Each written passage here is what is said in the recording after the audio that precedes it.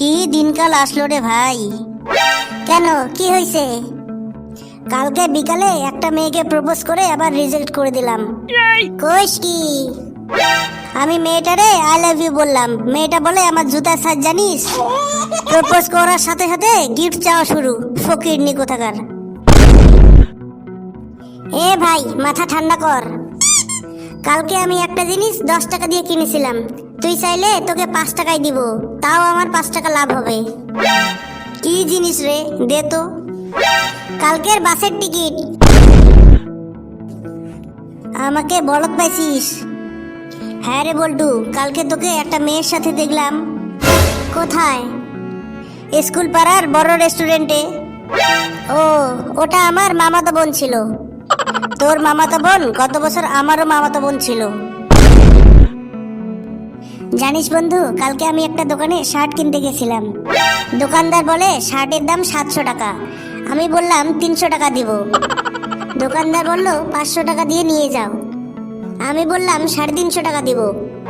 তারপর দোকানদার বলল লাস্ট দাম 400 টাকা, নিলে নাও, না নিলে শার্ট রেখে চলে যাও। তারপর কি করলি? কি আর করব, দোকানদার দিচ্ছে না তো কি, শার্ট চুরি করে নিয়ে চলে আসলাম। হ্যাঁ রে ছাগল, চুরি যদি করবি দরদাম করলি কেন? বুঝিস নাই, দরদাম না করলে দোকানদারের 400-র বদলে 700 টাকা লস হতো। কি দোস্ত, কি খবর? কি রে কদম, তুই নাকি নতুন মোবাইল নিছিস? না রে, দৌড় প্রতিযোগিতায় জিতেছি। তা কতজন দৌড়াইছিস? 3 জন, পুলিশ, মোবাইলের দোকানদার আর আমি। ভালোই দিছিস। দোস্ত, আমাকে একটা কথা কো, কারো কাছ থেকে টাকা ধার নিতে গেলে কি করতে লাগে? তার সাথে আলাদা করে বসে ভালো করে গল্প করতে হবে। চল তাহলে ওইদিকে, আমরা গল্প করি। তুই দেখি ভালোই সুইচামি শিখছিস। তোরা বস, আমি একটু ডাক্তারের কাছে যাব। চল আমরাও যাই। কি রে বাবা, কি হয়েছে তোর? ডাক্তার বাবু, আমার যে কি হয়েছে, কিছুই করতে ইচ্ছে করে না। না খাইতে ইচ্ছে করে, না শুইতে ইচ্ছে করে, না কারোর সঙ্গে গল্প করতে ইচ্ছে করে। বুঝেছি, এই ওষুধগুলো লিখে দিচ্ছি, এগুলো কিনে খাইস, সব ঠিক হয়ে যাবে।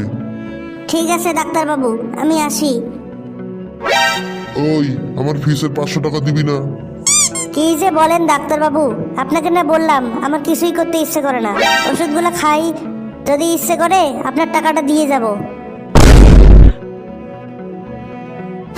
ডাক্তার বাবু, প্রেসক্রিপশনের সবার উপরের লেখা ওষুধটা কোথাও পাচ্ছি না। কই দেখি। আরে এটা কোনো ওষুধ না, কলমে কালি আসছিল না বলে ওপরে দাগিয়েছিলাম। আপনি আর দাগ দেওয়ার জায়গা পেলেন না, এই ওষুধ খোঁজার জন্য আমাকে 50টা ওষুধের দোকান ঘুরতে হলো।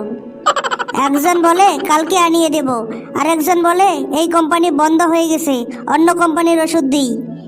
আর একজন তো বলল এই ওষুধের খুব ডিমান্ড, এটা ক্যান্সারের ওষুধ। কার হয়েছে?